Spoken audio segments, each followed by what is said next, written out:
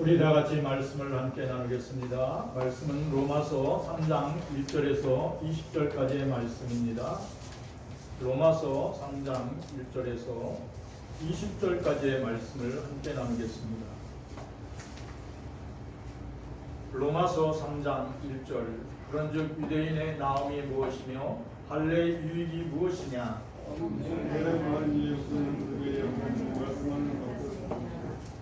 어떠한 자들이 믿지 아니하였으면 어찌하리요? 그 믿지 아니하니 하나님의 믿부심을 패하겠느냐?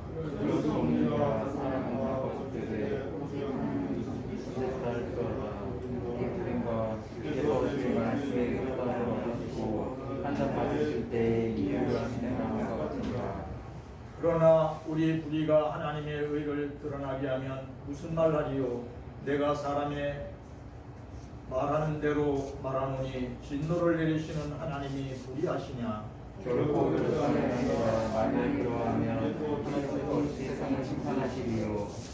그러나 나의 거짓말로 하나님의 참되심이 더 풍성하여 하나님의 영광이 되었다면 어찌 내가 죄인처럼 심판을 받으리요? 그는 그러면 하나님을 믿기 위하여 아브라함을 기방하여 우리가 이런 말을 한다고 하니 그들은 정죄하는 것이 마땅하니라. 그러면 어떠하냐? 우리는 나으냐? 결코 아니라 유대인이나 헬라인이나 다 죄 아래 있다고 우리가 이미 선언하였나니라. 깨닫는 자도 없고 하나님을 찾는 자도 없고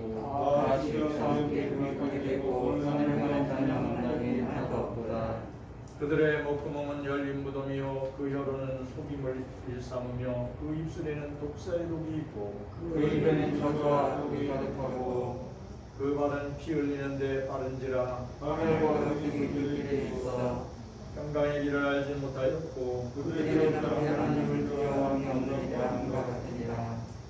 우리가 알거니와 물은 율법이 말하는 바는 율법 아래 있는 자들에게 말하는 것이니 이는 모든 입을 막고 온 세상으로 하나님의 심판 아래 있게 하려 함이라.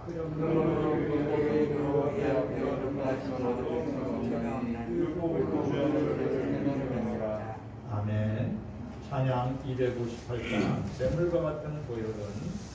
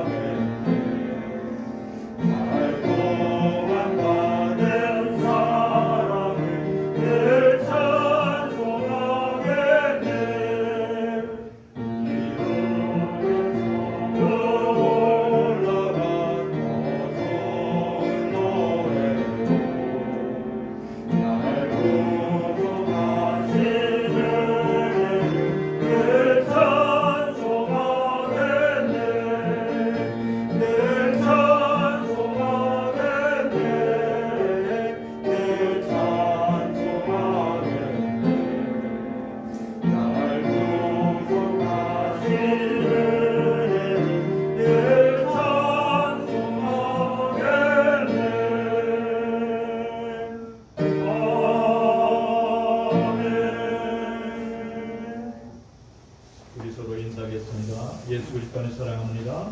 예수 그리스도 안에서 축복합니다. 예수 그리스도 안에서 우리를 사랑하고 주신 하나님께 모든 영광을 올려드립니다. 오늘도 만남의 축복을 주신 하나님께 감사드립니다. 사도 바울은 죽음을 이기시고 부활하신 예수님을 만난 후 깨달은 게 뭐냐면 자신이 죽을 수밖에 없는 죄인이라는 것을 깨달았어요. 그렇게 열심히 구약 성경을 읽고 율법을 공부하고 또 율법을 지키자고 몸부림쳤는데 결과는 자신이 죽을 수밖에 없는 죄인이라는 것을 부활하신 예수님을 만나고 깨달았어요. 그래서 자신의 노력으로는 구원받을 수 없다. 자신의 노력으로는 천국에 갈 수 없다. 그러한 믿음을 초대교인들에게 말씀을 기록해서 편지를 보냈습니다. 그리고 뭐라고 그랬냐면 이 땅에 있는 모든 사람은 죄 아래에 있습니다. 왕이나 귀족이나 노예나 장녀나 또 선한 자나 악한 자나 모두가 죽어서 지옥에 갈 수밖에 없습니다. 사람은 스스로 구원하여 영생하는 생명을 얻을 수 없습니다. 의인은 없나니 하나도 없다고 성경에 말씀했습니다. 이러한 복음이 오늘 로마서 우리가 3장 읽은 말씀입니다. 3장 10절에서 18절까지 말씀 다시 한번 읽어보겠습니다. 기록된 바 의인은 없나니 하나도 없으며 깨닫는 자도 없고 하나님을 찾는 자도 없고 다 지우쳐 함께 불리하게 되고 손을 행하는 자는 하나도 없다. 그들의 구멍은 열린 무덤이요 그 여론은 죽을 삼으며 그 입술에는 독사의 독이 있고 그 입에는 저주와 독이 있다고 그 발은 피 흘리는 데 빠진지라 하멸과 고생이 그 일에 있어 평강의 길을 가지 못하였고 그들의 눈앞에 하늘을 두려워하니 없느니라 강조하니라. 아멘. 연세가 많아서 이제 사람들이 이제 나이가 많이 드시니까 치매가 와요. 알츠하이머. 기억이 희미해져요. 사람은 마음속에 그때 뭐가 나타나냐면 마음속에 간직했던 절제했던 말이 터져 나온다고 해요. 평상시에 했던 할아버지가 어느 날 갑자기 막 험악한 욕을 하는 거예요. 어떤 분은 막 지나가는 사람을 좀 깨물려고 그러는데 억눌렸던 감정이 터져 나오기 때문에 그렇다고 의사들은 그렇게 얘기를 해요. 근데 이러한 모습이 돈 많은 수백억을 가진 돈 많은 회장님이나 높은 권력을 가졌던 장관이나 또 군대 장군이 되었던 사람들이나 교수들이나 다 똑같다는 거예요. 농사짓고 조용히 살던 노인 어른들보다 어때는 더 추악한 모습을 요양원에서 볼 수 있다고 요양사들이 그렇게 말씀하시더라고요. 그래서 결론 얻은 게 뭐냐면 사람은 누구나 다 똑같은 모습을 하고 산다는 거예요. 특별히 험악한 세월을 살았던 사람들, 이러한 사람들의 특징은 뭐냐면 험악한 욕설을 퍼붓고 아까 말한 데처럼 지나가는 사람 깨물려고 그러고 막 때리고 왜 그렇게 살까? 왜냐면 거짓말하고 이웃을 저주하면서 살았기 때문에 그렇다고 성경은 오늘 말씀하고 있어요. 일평생 살아가면서 원망하면서 삽니다. 마음속에서는. 그런데 그걸 터치지 못했다가 이제 자기 기억력이 희미해지니까 자기의 그 눌렸던 그 생각들이 마음이 막 터져나와요. 그러면 그런 사람이 잊어버린 게 뭐냐면 용서와 사랑이라는 단어를 잊어버린 거예요. 끝없는 용서와 사랑이라는 단어를 잊어버리고 미움과 다툼으로 겪었던 그 기억만 머릿속에 있는 거예요. 그래서 계속 그것이 막 자신을 지배하고 다스리는 거예요. 그 사람의 마음속에는 평생 살아갈 동안 평강의 길을 잃어버렸다. 오늘 성경은 그래요. 그래서 그런 사람의 삶이 뭐냐면 파멸과 고생의 삶이 계속됐다는 거예요. 이러한 삶은 뭐라고 그래요? 지옥 같은 삶. 근데 대부분의 모든 사람들이 그렇게 살고 있다고 오늘 성경은 그렇게 선언하고 있어요. 그런데 오직 예수 믿음으로 살았던 우리 김경순 권사님, 우리 전도사님 어머님이 6년 전에 같이 속회를 볼 때 그렇게 말씀하셨어요. 지금은 103세니까 그때 6년 전가 아마 97세였을 것 같아요. 그때 뭐라고 그러셨냐면 목사님, 저는 어젯밤에 꿈을 꿨는데 성령님께서 저를 깨웠어요. 그래서 예수님이 저의 손을 붙잡고 이 동네 한 바퀴를 뺑 돌았어요. 그래서 무슨 말씀을 하시나? 진지하게 얘기하시죠. 성령님께서 저를 깨워서 손 붙잡고 이 동네 한 바퀴를 뺑 돌았어요. 너무 기뻤어요. 웃으면서 그러시더라고요. 그 말씀을 오늘 묵상하면서 듣겠습니다. 지금은 많이 연로해 주셔서 아주 착한 치매로 가만히 계세요. 그렇지만 제가 기억한 건 뭐냐면 성령 하나님께서 우리 원로 권사님을 지키고 계시다. 성령 하나님께서 우리 원로 권사님의 기억을 붙들고 계시다. 어떤 걸 마음속에 품게 하셨냐면 용서와 사랑을 품게 하셨어요. 그래서 하늘의 영광을 그에게 보여주신 줄 믿습니다. 더 나아가 우리 권사님에게 함께 하시는 동행하시는 성령 하나님께서 우리 권사님 더욱 강건한 복 주시기를 축원합니다. 더 나아가서는 이제 이 땅에서도 평안을 주시고 또 강건의 기쁨을 주셨지만 천국에 가서는 더 큰 평안 주시기를 축원합니다. 여러분들이 이제 어떠한 삶을 살아야 되냐면 그리스도 예수 안에서 하나님의 사랑과 용서의 단어를 늘 기억하시고 사시기를 축원합니다. 그러면 용서와 사랑의 단어를 내 머릿속에 내 마음속에 품게 하는 것은 내가 그렇게 노력한다고 되는 게 아니에요. 성령께서 내 마음속에 오셔서 나를 용서하시고 나를 사랑하시고 나를 품어주신 그 사랑을 체험할 때만 그것이 내 DNA가 됩니다. 내 체질이 됩니다. 여러분들이 그리스도 예수 안에서 모든 다 그러한 체질로 변화되기를 축원합니다. 그게 성도의 길이에요. 로마서 3장 20절 말씀 같이 읽어보겠습니다. 다시 읽었던 말씀은 그러므로 율법의 행위로 그의 앞에 의롭다 하는 육체가 없나니 율법으로는 죄를 깨달으니라. 예. 성경이 오늘 뭐라고 선언했냐면 의인은 없나니 하나도 없다 이렇게 말씀하셨어요. 왜 그렇게 됐을까? 왜 그렇게 됐을까? 오늘 성경은 뭐라고 그랬냐면 사람들의 마음속에 하나님을 믿지 않으려는 스스로 자신이 노력해서 하나님처럼 되려는 생각이 있어서 그렇다. 그러니까 신앙생활을 할 때도 어떻게 하냐면 내가 열심히 내가 노력하면 되지. 내가 노력하면 되지. 내가 말씀 읽고 열심히 내가 노력하면 되지. 이런 생각을 갖고 있다는 거예요. 그런데 사도가 우리 깨달은 게 뭐냐면 자기도 그랬다는 거예요.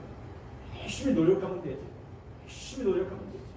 근데 죽음을 이기시고 부활하신 예수님을 만나면은 자신의 노력으로는 용서와 사랑의 단어라는 것을 실천할 수 없다는 것을 깨달았어요. 죽음을 이기시고 부활하신 예수님을 만난 후 나는 죽을 죄인이라는 거예요. 그 깨달음이 오늘 은혜라고 말씀하세요. 그래서 그 율법으로는 하나님의 말씀으로는 자신의 죄를 깨닫는 거라고 말씀하세요. 그러면 진정한 죄는 뭐냐면 부활하신 예수를 믿지 않는 것이 죄라고 예수님이 말씀 선언하셨어요. 요한복음 16장 9절 말씀 읽어보겠습니다. 죄에 대하여 하는 그들이 나를 믿지 아니하며 예수님이 직접 했어요. 죽음을 이기시고 부활한 나를 믿지 않는 것, 너를 위하여 십자가에서 피 흘리신 나를 믿지 않는 게 죄야. 이렇게 예수님이 모든 사람에게 선언하셨어요. 그러니까 사과나무가 있는데 사과나무에 올해는 사과가 많이 열렸어요. 근데 재작년에는 사과가 별로 안 열렸어요. 그러면 이 사과가 올해는 사과가 많이 열렸는데 재작년에 사과가 하나도 안 열렸다 그래서 이 나무가 사과나무가 아닐까요? 아니에요. 사과나무예요. 그러니까 열매가 많이 열리든 또 어느 때는 열매가 안 열리든 이 사과나무는 사과나무예요. 그같이 사람이 죄를 많이 지었던지 아니 조금 지었던지 사람은 죄인이라는 거예요. 이것이 하나님의 선언이에요. 그래서 우리가 성경을 읽고 또 들으면서 깨닫는 것이 뭐냐면 내가 내 힘으로는 천국에 갈 수 없구나. 나는 흙으로 돌아가는 인생이구나. 정말 죽을 인생이야. 정말 예수님이 내 마음속에 필요해. 정말 예수님이 내 삶의 주인이 돼야 돼. 이걸 깨달으면 큰 축복을 받아. 성경은 그렇게 말씀하세요. 그런데 마음속에 내가 하나님을 마음속에 두기 싫어해. 왜 그런 줄 아세요? 내 마음대로 하나님이 24시간 말아본다면 이거 끔찍한 얘기야. 하나님이 두 눈 뜨고 내가 아침에 뭐를 했는지 점심때 뭐를 했는지 저녁에 뭘 하고 행동을 하는지 다 보고 계시다면 너무 끔찍한 거야. 그래서 하나님을 내 마음속에 두기 싫어. 이런 것이 사람의 본성이에요. 그래서 사람들은 뭐냐면 내 마음속에 주인이 나 돼야 돼.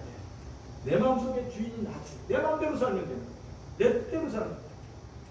이렇게 살다가 어느 날 말씀을 듣고 하나님 살아계시네. 하나님 정말 계시네. 이걸 깨닫는 순간 무릎을 꿇고 예수님을 마음속에 영접한다.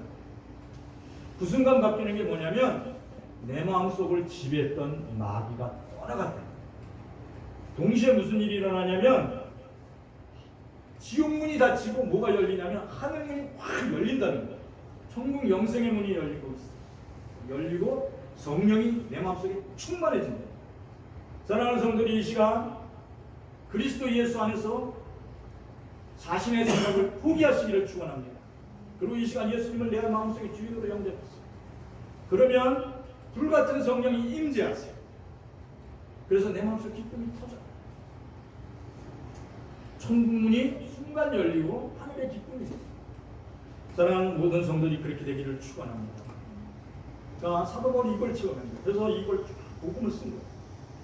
근데 여러분, 로마에 있는 사랑하는 성도 여러분, 아직까지도 여러분이 마음의 주인이 여러분이라고 지금 생각하고 있습니다.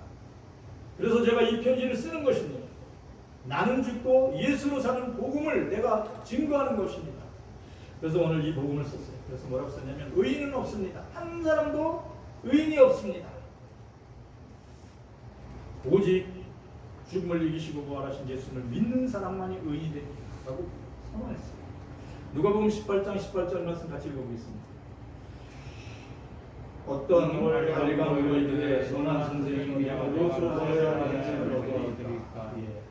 부자 관원인 한 청년이 예수님께 참 물어왔어요. 선한 선생이요, 예수님, 내가 무엇을 해야 영생을 얻겠습니까? 이렇게 물었어요. 그러면서 뭐라고 그랬냐면, 저는 어릴 때부터 율법을 배웠고 또 부모님한테 배운 그 말씀을 지키려고 힘써왔습니다. 예수님이 십계명을 쭉 설명하면서 그렇게 다 해봤어요. 하나님 외에 다른 신을 섬기지 말라. 내 부모를 공경하라. 도둑질하지 말라. 간음하지 말라. 악한 마음을 품고 탐심을 품지 말라. 쭉 설명했어요. 예, 제가 어렸을 때도 이거 다 지켰거든요. 뭘 더해야 영생을 얻겠습니까? 이렇게 하고 도리어 이 부자 청년이 예수님께 질문했어요. 근데 예수님이 뭐라고 했냐면 한 가지 부족한 것이 있다. 내 모든 소유를 팔아 가난한 자에게 나눠주고 그리고 나를 따라. 그러면 천국 영생을 얻을 것이다. 그랬어요. 근데 성경은 오늘 말씀하시고 이 청년이 부자랍니다. 앞에 단서조항이 뭐냐면 이 청년이 부자랍니다. 엄청난 큰 재물을 갖고 있어가지고 이거를 팔아서 가난한 자에게 준다는 게 큰 마음의 갈등이 생긴 거예요. 그러니까 이 예수님이 지적한 건 뭐냐면 내 마음의 주인이 누구냐 이거였어요. 이 부자 청년에게 내 마음의 주인이 정말 내가 되기를 원하느냐, 그리스도 예수가 주인 되기를, 내 마음의 주인 되기를 원하느냐 이렇게 질문했어요. 근데 그거는 힘든 것 같아요. 그래서 이 청년이 조용히 예수님 곁을 떠났다는 게 오늘의 말씀입니다. 왜 이 청년은 예수님이 도전해 주셨을 때 말씀대로 제 재산의 모든 것을 팔아서 가난한 자에게 나눠주고 나 예수님을 따르겠습니다. 이렇게 하지 못했을까? 왜냐하면 이 청년의 마음속의 주인은 재물이었어요. 돈이었어요. 그래서 돈을 포기 못하는 거예요. 그러니까 돈을 포기하지 못하니까 예수님 곁을 쭉 떠났어요. 정말 이 청년이 돈보다, 재물보다 하나님을 더 사랑하고 예수님을 더 사랑했다면 모든 것을 처분하고 예수님을 따랐습니다. 그러면 아마 하나님이 기뻐하시는 예수님의 제자가 됐을 수 있습니다. 사랑하는 성도들에게도 오늘 그러한 도전이 오늘 우리에게도 있을 수 있어요. 너가 정말 내 마음속의 주인이 돈이냐, 내 마음속의 주인이 재물이냐, 아니면 나 그리스도 예수냐고 묻고 계시는 줄 믿습니다. 그럴 때 우리의 마음속에 예수님, 저의 마음속의 주인은 예수님입니다. 제 생각 속의 주인이 하나님이십니다. 이렇게 여러분이 고백하면 그리스도 예수 안에서 여러분은 즉각 하나님의 자녀, 그리고 지옥문이 닫히고 총문이 열리는 줄 믿습니다. 그런데 여러분의 마음속에 아니야, 그럴 수는 없지, 이렇게 하고 등지고 재물을, 돈을 마음의 주인으로 삼고 세상으로 돌아가면 하나님의 진노 속에 살다가 지옥에 갈 수밖에 없어요. 오늘 이 시간 그리스도 예수 안에서 하나님을 마음의 주인으로 영접하는 성도이 되기를 축원합니다. 누가복음 19장 2절에서 4절 말씀 같이 읽어보겠습니다. 삭개오라 이름하는 자가 있으니 세리장이며 부자라. 그가 예수께서 어떤 사람인가 여부자하되 키가 작고 사람이 많아 할 수 없어 앞으로 달려가서 그에게 위하여 물물 왕가운데 올라가니 이는 예수께서 그리로 지나가시게 되니라. 여기도 삭개오라 이름하는 자가 있으니 세리장이요 부자라. 그러니까 아까도 부자 청년이 나왔는데 여기도 또 뭐예요? 부자가 나왔어요. 근데 이 사람은 하여튼 세리 이렇게 하면서 돈을 많이 벌어들인 것 같아요. 그 세리 삭개오라 부르는 이 세리장 아주 부자였다 이렇게 얘기를 하고 있어요. 근데 그의 특징이 키가 작고 삶이 열정적이었다는 거예요. 그러니까 예수님의 소식을 들었어요. 예수님이 안진뱅이도 일으키시고 눈먼 장님의 눈을 뜨기도 하시고, 그리고 보리떡 5개와 물고기 2마리로 5,000명을 먹이셨대요. 정말 하나님의 아들이시다, 이런 소식을 들었어요. 그러니까 이 세리마태의 특징이 뭐냐면 삶의 열정이 있어요. 그래서 내가 열심히 노력해서 이렇게 큰 부자가 됐잖아. 그런데 내가 예수님 만나면 또 놀라운 또 일을 할 수 있을 거야. 예수님 만나기를 간절히 소망해요. 그러니까 여러분들의 신앙이 한 단계 올라가려면 열정이 있어야 돼요. 이 시간 성령 충만함으로 열정을 회복하시기를 축원합니다. 이 삭개오는 정말 이번 기회에 예수님 만나면 안 돼요. 그래서 여리고에 살고 있던 이 삭개오는 예수님이 여리고성에 온다는 소식을 듣고 이거 예수님을 꼭 만나야 되겠는데 키가 작은 게 이게 단점이에요. 그래서 결론적으로 어떻게 했냐면 모든 창피함을 무릅쓰고 이 다 큰 어른이 돌 무화과나무에 꼭대기에 올라갔어요. 그래서 예수님 가는 길목을 지키고 있는 거예요. 근데 예수님이 거기에 딱 나타나셨어요. 12 제자와 그를 따르는 많은 사람들과 함께 거기에 오는데 벼랑간에 자기가 있는 그 돌 무화과나무 앞에 딱 서 있어요. 어떤 성경에 뽕나무라고 그래요. 딱 서 있는데 삭개오야 거기서 내려오라. 내가 오늘 네 집에 묵겠다. 네 집에 오늘 머물겠다. 그렇게 말씀하십니다. 그러니까 삭개오가 후닥닥 뛰어내려와서 예수님 발 앞에 엎드려서 예수님을 하나님처럼 영접했어요. 그리고 기쁜 마음으로 자신의 집에 영접해보고 그에게 아마 그 유대인들은 손님이 오면 어떻게 발을 씻길 물을 갖다 주고 그렇게, 왜냐면 그 건조한 지방이잖아요. 융성하게 대접했을 거예요. 그리고 자신이 그동안 이제 주님을 만났잖아요. 하나님의 아들을 만났으니까 삶을 변화시키겠다는 마음의 결정을 했어요. 예수님을 마음의 주인으로 영접했어요. 그래서 고백한 게 뭐냐면, 예수님, 제가 새로운 삶을 이제 마음에 살기로 결정했습니다. 지금 예수님을 만났잖아요. 예수님이 내 마음의 주인이잖아요. 그래서 제가 이렇게 결정했습니다. 그래서 어떠한 결정을 했냐면 누가복음 19장 8절 말씀 같이 읽어보겠습니다. 삭개오가 서서 주께 여짜오되 주여 보시옵소서, 내 소유의 절반을 가난한 자들에게 주겠사오며 만일 누구의 것을 소재 빼앗은 일이 있으면 내 갑절이나 갚겠나이다. 아멘. 예수님이 삭개오한테 재산을 팔아서 가난한 자에게 줘라 이렇게 말씀 안 했어요. 그죠? 말씀 안 했잖아요. 근데 삭개오가 예수님을 마음속에 주인으로 영접하니까 예수님이 하나님이신 것을 느껴요. 그래서 이 땅의 재물도 너무 중요해요. 왜냐면 사람이 열정적인 사람이거든요. 그래서 돈을 열심히 벌었어요. 큰 부자가 되었어요. 그러니까 돈을 아주 잘 관리할 수 있는 지혜와 재능이 있는 사람이 삭개오예요. 그런데 이제 마음속의 주인이 예수님 되고 나니까 삶의 가치가 바뀐 거예요. 예수님, 정말 제가 세상을 살겠습니다. 제 재산의 반을 다 팔아가지고 가난한 사람에게 다 나눠주고, 또 제가 억울하게 그 사람 사기쳐서 또 그 사람 마음 아프게 해서 돈을 뺏었다면 네 갑절이나 해서 다 갚아주겠습니다. 이렇게 얘기했어요. 완전히 세상을 산다는 것을 예수님이 뭐라고 그러지도 않았는데 그렇게 고백을 해요. 그때 그러한 모습을 바라보신 예수님이 뭐라고 하셨냐면 삭개오에게 19장 9절에서 10절 말씀 같이 읽어보겠습니다. 예수께서 이르시되 오늘 구원이 이 집에 이르렀으니 이 사람은 아브라함의 자손이라. 인자가 온 것은 잃어버린 자를 찾아 구원하려 함이니라. 아멘. 예수님께서 삭개오의 집에 딱 들어가니까 사람들이 수군거렸어요. 저 예수님은 저 사람이 죄인인 걸 모르나 봐. 저 사람이 로마 사람들의 압제인 걸 모르나 봐. 그 당시에 세리는 로마 사람들의 지시를 받아가지고 유대인들의 세금을 받아들이는 거예요. 인두세도 받고 뭐 각종 세금을 받고. 그래서 세리쟁이 그러면 아주 죄인 취급을 했어요. 근데 예수님은 뭐라고 하냐면 뭐라고 했어요? 나는 죄인을 찾으러 온 거야. 나는 죄인 된 사람들을 구원하려고 온 거야. 의인을 부르러 온 게 아니라 죄인을 부르러 왔다. 나는 잃어버린 자를 찾아서 구원시키려고 왔다. 이렇게 말하면서 뭐라고 그러냐면 오늘 이 삭개오는 아브라함의 자손이요 하나님의 사람이다. 그러니까 구원이 아브라함의 그 믿음의 자손의 그 은총이 삭개오의 집에 임했다는 거예요. 그러니까 예수님이 선언했으니까 어떻게 한순간에 삭개오는 의인이 된 거예요.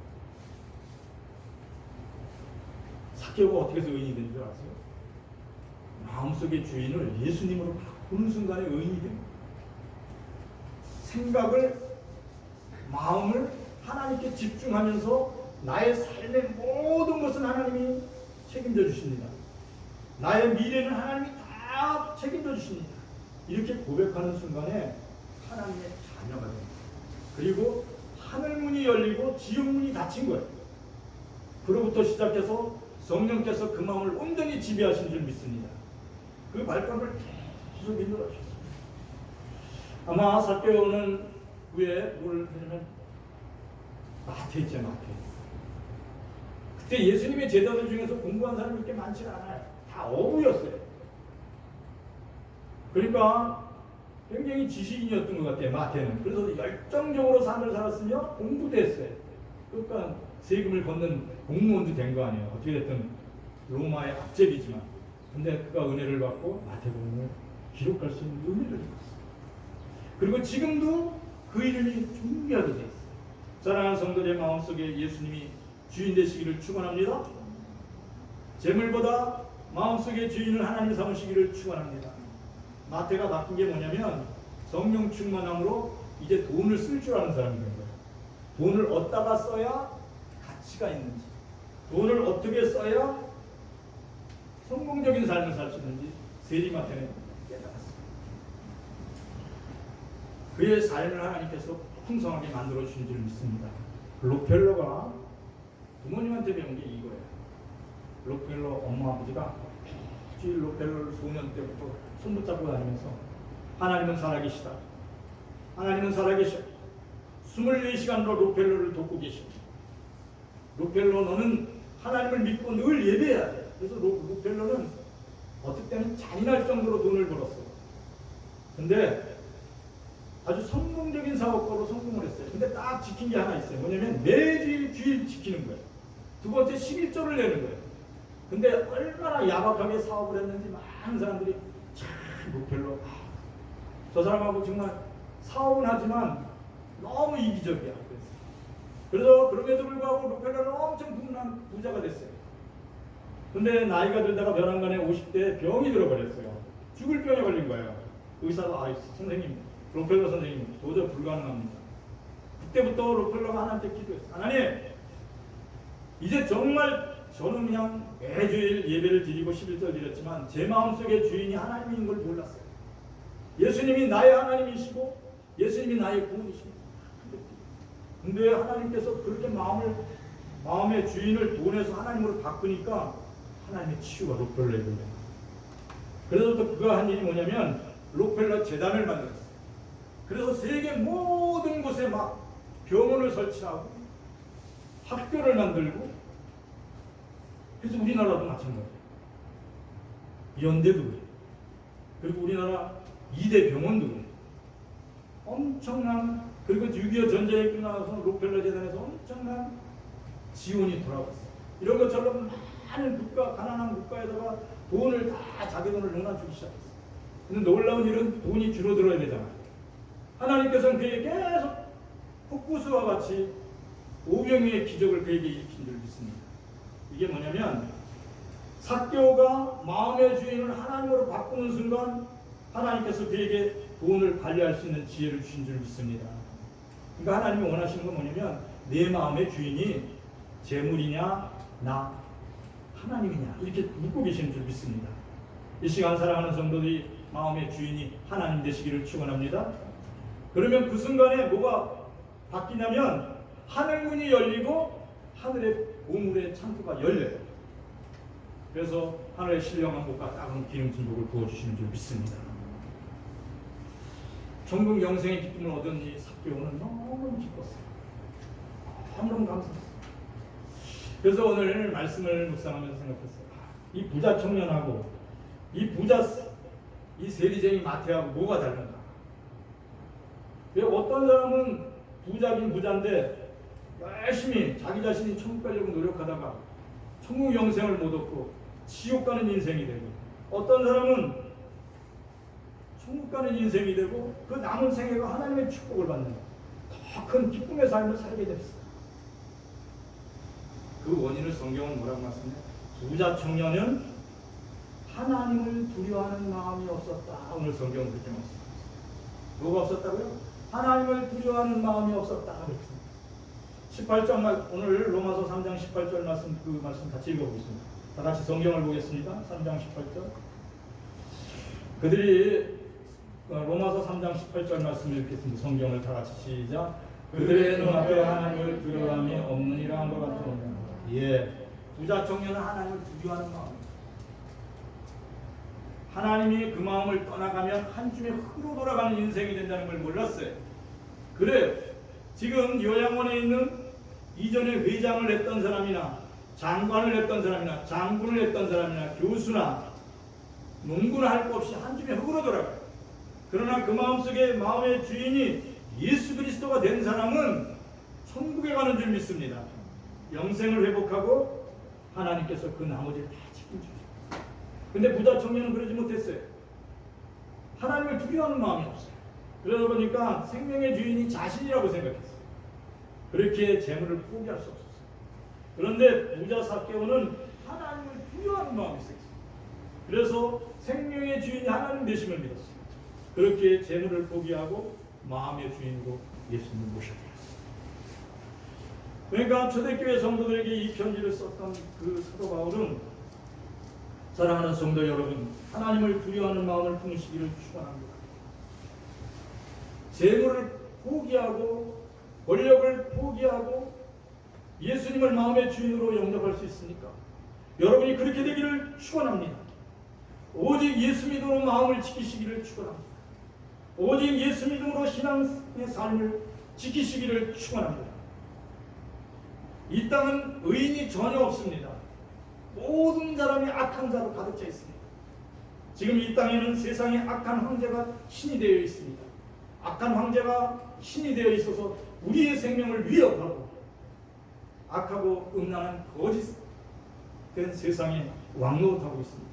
사랑하는 성도들이 오직 예수 믿음으로 신앙을 지키고 오직 예수 믿음으로 마음을 지킴으로 천국 영생의 기쁨을 소유하시기를 축원합니다. 하나님이 여러분의 삶을 책임져 주시고 이렇게 쭉 써가나가는 게 로마서예요. 그래, 그 말씀을 들었던 로마 교회 초대교회 성도들은 하나님이 우리의 미래를 책임져 주시는구나. 하나님이 우리의 장래를 책임져 주시는구나. 성령 하나님이 우리의 삶을 인도하시는구나. 이렇게 전적으로 믿었다고 성경은 말씀하고 있습니다. 잠언 16장 9절 말씀 같이 읽어보겠습니다. 사람이 마음으로 자기의 길을 계획할지라도 그의 걸을 인도하시는 이는 여호와시니라. 아멘. 성령 하나님께서 성도들의 마음과 생각을 지켜주시며 여러분이 계획하고 준비한 모든 일을 성령 하나님께서 인도해 주시기를 축원합니다. 여러분들이 많은 계획을 세워요. 앞으로, 그렇지 태민이, 그지? 앞으로는 어떻게 공부할 거고 어떻게 앞으로는 나 이런 걸 할 거야. 어떤 때는 가진 공상을 다 하잖아, 그지? 앉았다가 빌딩도 졌다가 또 도로 허물었다가 막 이렇게 하잖아. 근데 놀라운 일은 그러한 생각 속에 하나님의 성령이 임한다는 거야. 제가 기도하면서 깨달은 게 뭐냐면, 제가 어머니 뱃속에 태어나기도 전에, 나를 잉태하기도 전에 우리 엄마 아버지의 마음 속에, 생각 속에 하나님께서 나를 태어날 수 있는 계획을 세워. 내가 어머니의 뱃속에 조성도 되기 전에 나를 품어서 이 땅에 태어나게 하신 하나님의 계획을 하나님이 가지셨다는 것을 시편을 읽다가 그 문제가 보았어요. 그렇죠. 다윗이 그렇게 고백했어요. 하나님께서는 나의 어머니 아버지 배에 잉태하시기도 전에 나의 미래를 다 계획하시고 인도하시고 지금 유대 땅 왕이 되게 하셨습니다. 그런 하나님을 저는 정말 찬양하지 않을 수 없습니다. 진심으로 하나님을 찬양합니다. 이렇게 예배해야 됩니다. 사랑하는 성도 여러분, 기억하시건 여러분이 지금까지 살아온 모든 날 속에 성령 하나님이 함께 하셨어요. 그리고 앞으로도 갈 모든 날 속에 성령 하나님이 함께 인도하세요. 여러분이 해야 될 일은 뭐냐면 항상 기뻐하고 쉬지 말고 기도하고 범사에 감사하는 것이 하나님의 뜻이에요. 사랑하는 성도 여러분이 늘 그렇게 사시기를 축원합니다. 전제 앞이 캄캄해요. 아무것도 보이지 않아요. 정말 그래 숨 막히는 것 같아. 이런 환경에 있을지라도 주변 사람이 다 악해요. 의인은 하나도 없는 것 같아요. 그럼에도 불구하고 성경은 오늘 말씀입니다. 우리의 발걸음을 인도하시는 하나님, 성령 하나님은 여러분들 붙들고 가면서 계속 기뻐하고. 근데 기뻐할 수 없는 환경에서 기뻐하고 감사. 그리고 항상 하나님 고맙습니다. 하나님 고맙습니다. 이렇게 해서 그러면 뭐가 떠나가냐면 여러분의 생각을 붙잡고 있던 마구가 떠나가요. 유나할머니 마음속에 항상 근심이 있죠. 그죠? 떠나가지 않잖아요. 뭔지 모르지만. 그죠? 이게 내 생각이 아니고 하나님의 생각이 아니고 마귀 생각이에요. 그러니까 하나님 감사합니다. 우리 현우 하나님 지켜주시고 건강하게 해주세요. 우리 현우 동생도 늘 붙들어주세요. 하나님 우리 유나도 늘 건강으로 지켜주시고 이 어려운 때 잘 견뎌내게 해주세요. 이렇게 기도하랍니다. 그러면 성령 충만하게 돼요. 그러면 말 못하는 기쁨이 내 마음속에 임재한대요. 그 왜 기도하라는 건지 아세요? 하나님의 임재가 거기 함께하게 돼요. 왜 그렇게 되냐면 내가 말할 때 하나님을 기억하시고 사랑의 단어와 용서의 단어라는 것을 내가 자꾸 마음에 품고 기도하고 찬양하고 예배하면 이제 80 넘어서 혹시라도 치매가 오게 되면 늘 기쁜 말을 해요. 우리 김경순 권사님 이제 103세이지만 늘 감사한 말을 하시더라고요. 기뻐하고 웃고. 너무 얌전한 치매로 우리 전도사님이 잘 견뎌내고 있어요. 근데 매일 앉아서 지금도 계속 욕하는 할머니로 돼 있다 그러면 우리 전도사님 힘들 거예요. 앞으로의 장래를 위해서도 사랑의 단어와 용서의 단어를 기억하시기 위해서라도 늘 그렇게 기도하세요. 하나님 내 마음속에 늘 성령 충만케 해주세요. 내 마음속에 항상 기쁨이 충만하게 해주세요. 내 마음속에 항상 감사가 넘치게 해주세요. 끊임없이 기도하시기를 축원합니다. 그러면 여러분들의 마음속에 기쁨과 감사가 넘치게 될 줄 믿습니다. 그래서 성령께서 말씀하세요. 나는 너의 하나님이다. 나는 너를 도우신 하나님이다. 너를 지키는 하나님이다. 지금 이 위기 때를 우리와 함께 지금 지나가시는 줄 믿습니다. 지고 있는 줄 믿습니다. 너무 감사해요. 하나님 오늘 영훈교회 성도들이 이렇게 하나님을 기억하고 하나님을 매일 감사하고 기뻐하고 살아갈 수 있도록 늘 성령 충만케 하여 주시옵소서. 우리 아까 우리 장로님 성령 충만의 찬양을 계속 힘있게 불러주셨는데 그래 이 시간 성령이 여기 함께 하시는 줄 믿습니다. 불같은 성령이 우리의 심령 속에 늘 충만하기를 축원합니다. 사랑하는 성도들이 힘들고 고된 삶이 연속될지라도 오직 예수 그리스도를 믿음으로 승리의 삶 살기를 축원합니다. 오늘 들려주시는 말씀을 붙들고 우리 간절히 통성으로 기도하겠습니다. 하나님 감사를 드립니다. 언제나 우리 가운데 와시며 우리의 마음속에 평안을 주시며 승리를 주시는 하나님, 사랑하는 우리의 손자들 또 우리의 손녀들 또 자녀들 또 우리의 후손들에게 우리 학생들에게 함께하여 주셔서 저들이 어디에 있든 무엇을 하든지 하나님 눈동자와 같이 지켜주시옵소서. 특별히 간구하여 기도합니다. 우리의 마음속에 하나님 사랑과 용서의 이 생각이 충만하게 하여 주시옵소서. 끝없는 용서와 사랑을 베풀며 하나님의 반영을 베풀며 주님의 형상을 닮아가게 하여 주시옵소서. 그래야 주님의 모습이 나의 남은 모든 생애 동안 하나님 함께하여 주시옵소서. 하나님 감사를 드립니다. 사랑하는 성도들의 마음속에 성령 충만하게 하사 천국문이 열리고 영생의 기쁨이 충만하게 하여 주시옵소서. 모든 근심이 떠나가고 기쁨과 감사로만 충만하게 하여 주시옵소서. 걸음걸음마다 성령으로 충만하게 하시고 하나님의 기쁨으로 하나님의 평강으로 그들 채워지게 하여 주시옵소서. 하나님 감사를 드립니다. 하나님 감사합니다. 항상 기도하라 범사에 감사하라 쉬지 말고 기도하라. 그리하면 이 모든 지각에 뛰어난 하나님의 평강이 그리스도 예수 안에서 내 마음과 생각을 지켜주려 하였사. 오늘도 모든 일에 감사하는 성도들이 되게 하여 주시옵소서. 모든 일에 하나님을 찬양하고 예배하는 성도들이 되게 하여 주시옵소서. 오늘도 이 예배에 참석한 모든 성도들의 심령 속에 성령 충만케 하시고 하나님이 함께 하시고 승리로 갖고 오시는 그 놀라운 능력을 체험하게 하여 주시옵소서. 하나님 감사와 영광을 하나님께 올려드립니다. 하나님 감사를 드립니다. 이 땅에는 의인이 없나니 하나도 없다고 했습니다. 그럼에도 불구하고 우리를 오직 예수 믿음으로 하나님 의인 되게 하심을 감사합니다. 죽을 수밖에 없는 죄인이었습니다. 마땅히 지옥에 갈 수밖에 없는 인생이었습니다. 그런데 그리스도 예수께서 저희들을 찾아오셔서 저의 주인이 되으셨고 예수 믿을 수 있도록 저희들에게 성령을 부어주셨습니다. 진심으로 감사합니다.